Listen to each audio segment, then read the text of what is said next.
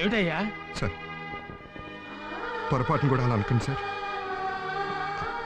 ఆ ఇంటి మీద నేను ఎంత మమకారం పెంచుకున్నానో మీకు తెలుసా? మీకు తెలియని సంగతులు ఇంకా చాలా ఉన్నాయి సార్. ప్రతిరోజు డ్యూటీ నుంచి వచ్చేటప్పుడు ఎంత రాత్రి అయినా సరే ఆ ఇంటిని తనివి తీరా చూసుకుంటే గానీ నాకు నిద్ర పట్టేది కాదు.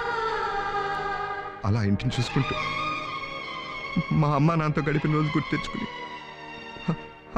ఆ పేమెంట్ మీద ఎన్ని రాత్రులు పడుకున్నారు నాకే గుర్తులేదు. ఎలాగోలా ఆ ఇంటిని నేను స్వాధీనం చేసుకోవాలి. నేను మా ఆవిడ అక్కడ ఉండాలి.